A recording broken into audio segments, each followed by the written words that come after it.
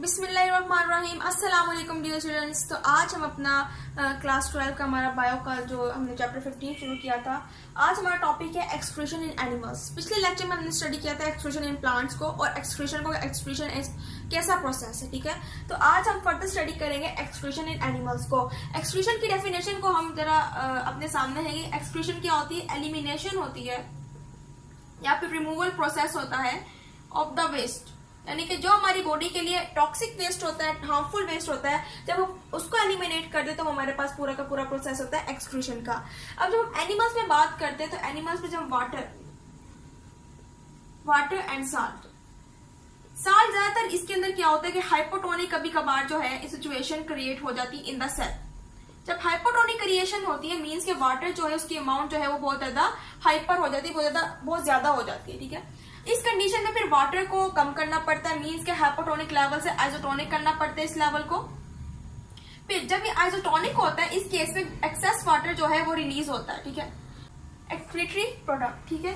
जब हम साल्ट की बात करते हैं तो सेल में हमारे पास साल्ट जो है वो क्रिएट करता है hypertonic situation. Hypertonic mean salt की अमाउंट जो है वो ज्यादा हो जाती है। अब इसको भी आइसोटोनिक लेवल पर करने के लिए हम क्या करते हैं, एक्सेस अमाउंट ऑफ जो साल्ट है उसको क्या करते हैं, बाहर रिलीज करते हैं, ठीक है। अब ये हमारे पास क्या होता है, एक तरह का एक्सक्रीटरी प्रोडक्ट एक्ट करता है ये भी, ठीक है। तो हम ये कह सकते हैं कि हमारी बॉडी में हमारे जो एनिमल बॉडी होती है उसके अंदर वाटर और salt as a excretory product act करते हैं, ठीक है, यानी कि उसको रिमूव करना जरूरी हो जाता है। इसके अलावा कुछ हमारे पास नाइट्रोजीनियस वेस्ट होते हैं, ठीक है ना, नाइट्रोजीनियस वेस्ट होते हैं और फिर मेटाबोलाइट्स होते हैं, ठीक है, उनको भी हमने क्या करना होता है, एलिमिनेट करना होता है फ्रॉम द बॉडी, ठीक है। तो इस तरह से हमारा जो है पूरा प्रोसेस चलता है। अब हम जब फर्दर स्टडी करते हैं कि किस तरह से हमारे अंदर, फॉर एग्जाम्पल हम बात करते हैं जी अमाइनो एसिड्स की, यानी कि जब हम अपनी खुराक लेते हैं, कोई भी फूड लेते हैं, अमाइनो एसिड्स की जब कैटाबोलिज्म का प्रोसेस होता है, मीन्स के जब अमाइनो एसिड टूट के सिंपलर सब्सटेंस में कन्वर्ट हो रहे होते हैं, मीन्स के, तो फिर इस सिचुएशन में हमारे पास अमाइनो एसिड मीन्स की पूरा प्रोसेस होता है, अमाइनो एसिड सिंपलर सब्सटेंस में जब कन्वर्ट हो रहे होते हैं उस प्रोसेस में हमारे पास अमाइनो ग्रुप जो है वो रिलीज होता है विच इज -NH2, ठीक है ना। अमाइनो ग्रुप हमारे पास रिलीज होता है। अब ये अमाइनो ग्रुप हमारे पास दरअसल क्या है, ये हमारे पास एज अ रिमूवल एक्ट करता है। अब ये हमारे किसी काम का नहीं होता, कभी कभार हम इसको स्टोर भी कर लेते हैं रीयूज करने के लिए, लेकिन ये रीयूज करने के काबिल नहीं होता कि हम दोबारा से इसको रीयूज करके अमाइनो एसिड को रिसाइकल कर लें, इसलिए इसको रिमूव करना जो है वो ज्यादा जरूरी हो जाता है, ठीक है। इसके अलावा अगर हम बात करते हैं कि अमाइनो ग्रुप जो है उसकी अमाउंट हमारे ज्यादा हो रही है, क्योंकि अब ये वेस्ट होता है, जब ये रिलीज हो रहा होता है तो ये एज अ वेस्ट एक्ट कर रहा होता है, इसलिए अमाइनो ग्रुप को रिलीज करना, अपनी बॉडी से रिमूव करना जो है वो ज्यादा जरूरी हो जाता है। इसके लिए अमाइनो ग्रुप जो है -NH2 ज्यादातर डिसॉल्व हो जाता है इन द वाटर, यानी कि वाटर में डिसॉल्व होकर वाटर के जरिए जो है ये ज्यादातर एलिमिनेट हो जाता है, ठीक है।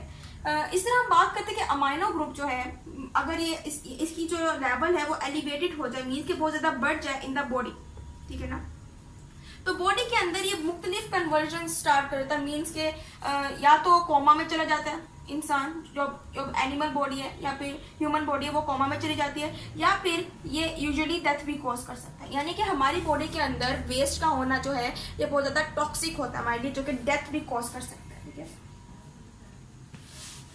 इसके अलावा हम बात करते हैं कि हमारे पास जो मेन वेस्ट है वो हमारे पास होता है नाइट्रोजीनियस वेस्ट। हम कहते हैं जो larger amount of nitrogenous waste होती है, ठीक है ना, यानी कि नाइट्रोजीनियस वेस्ट की जो लार्जेस्ट अमाउंट होगी वो किस शेप में निकलती है, यानी कि किस फॉर्म में निकलती है, ज्यादातर लार्जर अमाउंट निकलती है in the form of urea, ammonia and uric acid, ठीक है।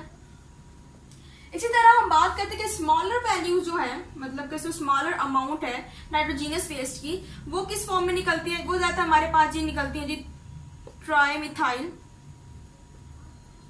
अमाइन ऑक्साइड, ठीक है ना। दूसरा हमारे पास एक कंपाउंड होता है क्रेटिनाइन, एक होता है क्रिटाइन, ठीक है।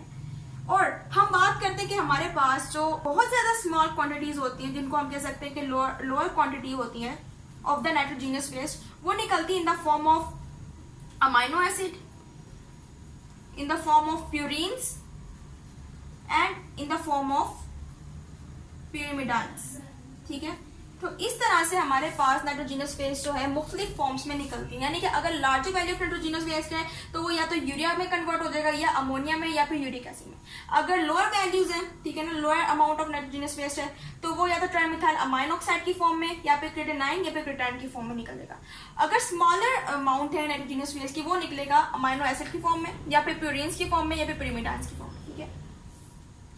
इसी तरह हम कहते हैं कि जब भी प्यूरिन्स और pyrimidine बेस मिलते हैं, ठीक है, यानी कि प्यूरिन्स, ठीक है ना, और pyrimidines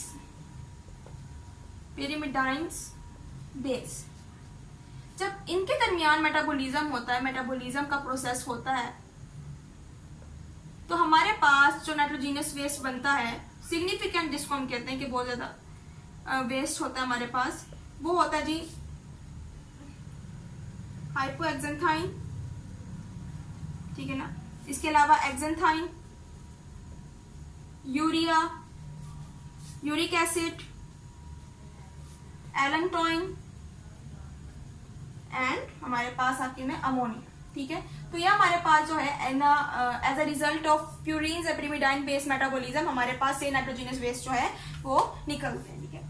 इधर हम फिशेस में बात कर लेते हैं, मैमल्स जो है मुख्तलिफ एनिमल्स है उनमें हम बात कर लेते हैं वो किस फॉर्म में जो है इन वेस्ट को एलिमिनेट करते हैं। सबसे पहले हम बात करते हैं जी, ज्यादातर हमारे पास हम प्रोटीन्स लेते हैं एनिमल्स में, ठीक है ना, तो वो कन्वर्ट होते हैं अमाइनो एसिड में, ठीक है ना, ये बात क्लियर है। इसके अलावा हम न्यूक्लिक एसिड होते हैं,